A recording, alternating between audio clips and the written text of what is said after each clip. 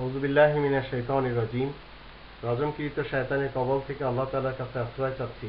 বিসমিল্লাহির রহমানির রহিম। পরমদাতা দয়ালু আল্লাহ তাআলার নামের সাথে আরম্ভ করছি। আসসালামু আলাইকুম ওয়া রাহমাতুল্লাহি ওয়া বারাকাতুহু। আপনাদের সকলের উপরে আল্লাহ তাআলার পক্ষ থেকে রহমত এবং বরকত নাযিল হোক, এটি আমার কামনা। আজ আপনাকে এবং আমাকে মুসলিম থাকতে হলে, ইসলামের উপরে জীবন কাটাতে হলে আশেপাশে যারা ভ্রান্ত হুজুর রয়েছে, যারা উলামায়ে সু রয়েছে, তাদেরকে চিনে রাখতে হবে। আর তাদের চিনার জন্য কোরআন আমাদেরকে যে কোষ্ঠী পাথর দিবে সেটি হলো 50 নম্বর সূরা কফ এর 45 নম্বর আয়াত আমাদের সামনে রাখতে হবে।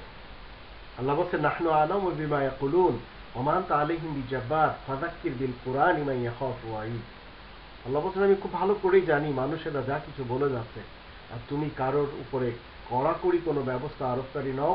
সুতরাং তুমি মানুষকে কোরআনের সাথে উপদেশ দিতে থাকো, তবে তোমার উপদেশ তারাই মেনে চলবে যারা আমার শাস্তিকে ভয় করে চলে। তো উলামায়ে সু এবং ভ্রান্ত হুজুরদের পরিচয় হলো তারা কোরআনের সাথে উপদেশ দিবে না মানুষকে।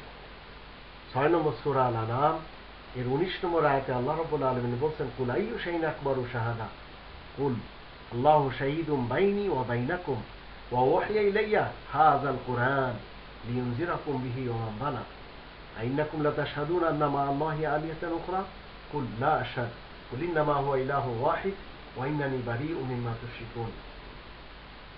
এখানে বলা হচ্ছে রাসূল করিম মানুষের সমস্যার সমাধান কোরআন খুলে দিতেন এবং বলতেন, ওয়া ওহিয়া ইলাইয়া হাযাল কুরআন, আমার দিকে এই কোরআন নাযিল হয়, হাযাল কুরআন।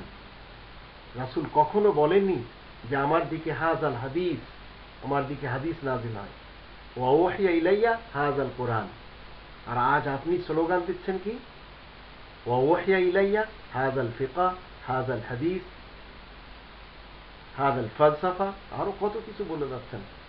তো ভ্রান্ত হুজুরদের পরিচয় হলো তাদের কাছে মাদ্রাসার লাইসেন্স রয়েছে, মাদ্রাসা থেকে পড়ার পরে তারা যে সনদ পায়, তারা যে ডিগ্রি নিয়ে যে তারা বড় বড় ডিগ্রি অর্জন করেছে তার সার্টিফিকেট তাদের কাছে থাকে, কিন্তু কোনোদিন তারা কোরআনের থেকে রেফারেন্স দিতে রাজি হবে না। তারা লাইসেন্স হিসেবে, পুঁজি হিসেবে এই সার্টিফিকেট নিয়েছে, তারা ধর্মের মাদ্রাসাতে পড়েছে, কিন্তু আপনাকে কখনো তারা এই কোরআন খুলে দেখাতে রাজি না, এই কোরআনের সাথে উপদেশ দিতে রাজি না। তবে যারা উলামায়ে রব্বানী, তারা এই কোরআনের 50 নম্বর সূরা কফ এর 45 নম্বর আয়াতের দৃষ্টিতে এবং 6 নম্বর সূরা আল-আনআম এর 19 নম্বর আয়াতের দৃষ্টিতে কোরআনের সাথে উপদেশ দিবে, কোরআন খুলে আপনাদের সমস্যার সমাধান দিবে।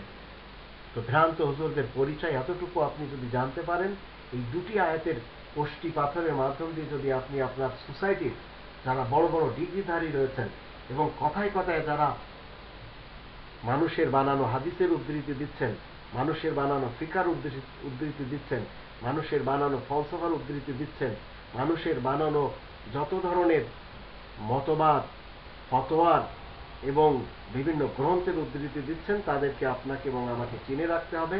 তারা মূলত কোরআনের আয়াতের বিপক্ষে কাজ করে যাচ্ছেন, বিধায় আজ এই পৃথিবীতে এত সব ধর্মের নামে নোংরামি। আল্লাহ আমাদের সবাইকে ভ্রান্ত মতবাদধারী যে সমস্ত উলামায়ে সু রয়েছে, এই উলামায়ে সু, এই হুজুরদেরকে চিনে এদের থেকে দূরে থেকে জীবন কাটানোর তৌফিক দান করুন এবং উলামায়ে রব্বানীদের সাথে আমরা যেন জুড়ে যেতে পারি, সেই তৌফিকটুকু আল্লাহ আমাদের যেন দান করেন, সেটি আল্লাহ তাআলার কাছে আমাদের প্রার্থনা।